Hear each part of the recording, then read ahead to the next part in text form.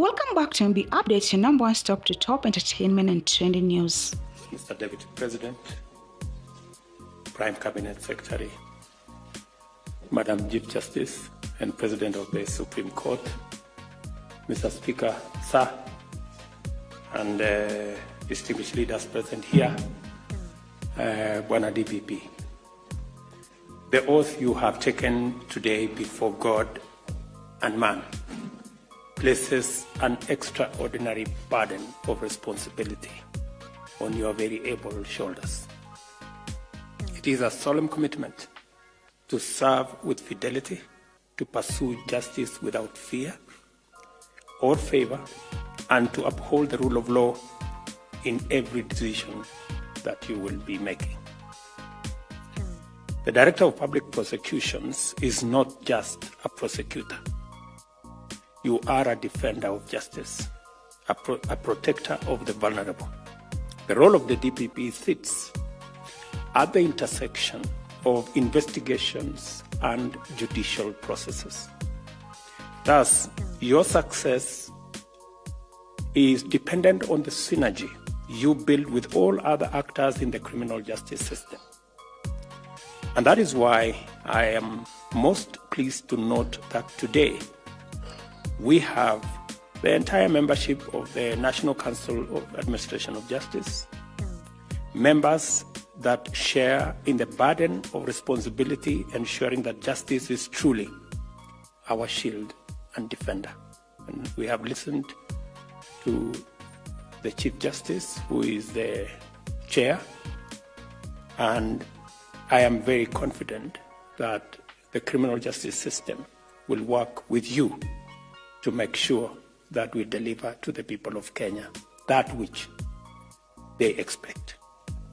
The presence of so many others, including the Speaker here, members of the Executive here, the leadership of Parliament, and other organs, is a clear testimony that you have the support and goodwill of every actor within our criminal justice system and other arms of government.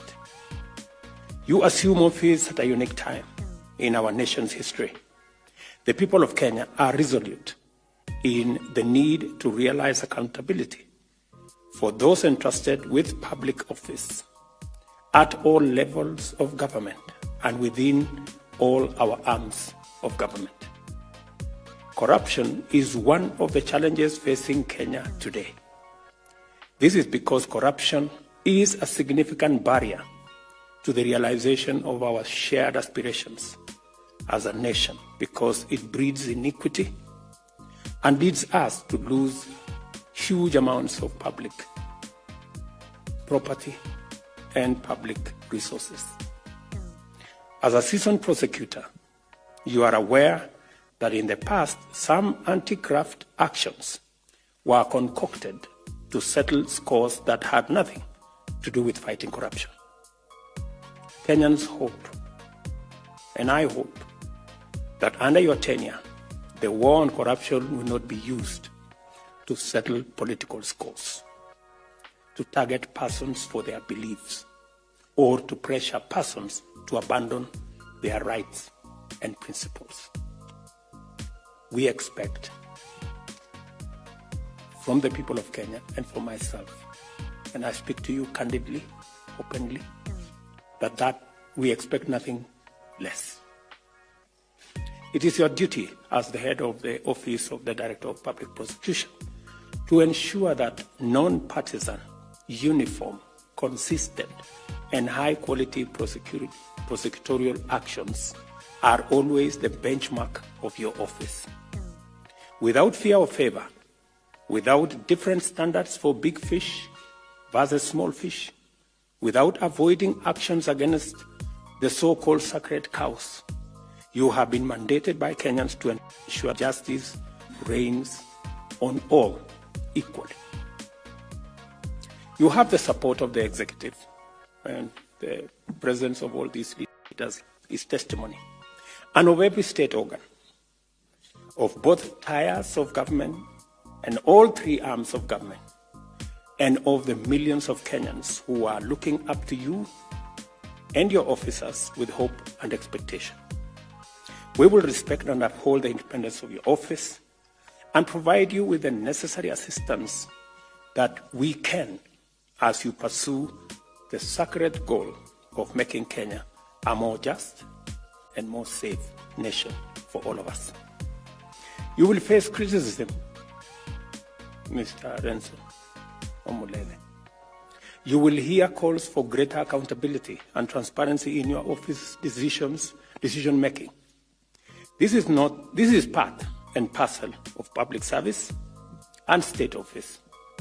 I trust that you will understand that in our vibrant democracy, Kenyans demand for and deserve to receive a higher standard of service from those they have entrusted with high office, starting with me and including you. As you begin your tenure, remember that you are not alone. You have a nation standing firmly behind you, supporting your every effort to ensure that the law is justly administered and that the rights of all are respected. May your tenure as the Director of Public Prosecution be marked by triumph of justice, and may you stand as an inspiring example of integrity and dedication to duty. My good brother Mulele, Ingonga, Renzo, I want you to know that we stand here today. I know you have members of your family here, because the office you're holding from today is a very high office in the Republic of Kenya. And the expectations are equally high. And I want to encourage you that you will succeed, because you have the support of all these people, and you have the support of the people of Kenya. Kenyans are resolute and they are determined to make sure that we rout out corruption in our country. As you have heard, I have said, Mambo ni Matatu. And you know one of them, it is up to you to discharge. So you have a duty to make sure that the property of the people of Kenya, the resources of the people of Kenya are not abused, they are not wasted, they are not stolen, and through corruption, the people of Kenya don't lose. I am very clear in my mind as to where we want to go on this matter, and we will defeat corruption. I am confident that we will defeat corruption because the people of Kenya have so decided. So you have a huge responsibility, but you will succeed because all Kenyans will support you. The other arms of government are here. The other organs of criminal justice system are here. The Chief Justice can tell you that we have kept our part of the bargain to make sure that we support the judiciary to the extent that we can. And we haven't asked them for any favorable judgment. We've asked them to discharge their responsibility in the way the law gives them the mandate. We will do ours, and everybody must do theirs.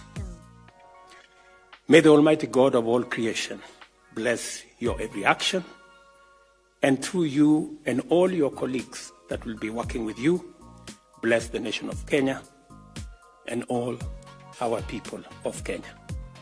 Congratulations again, Renson.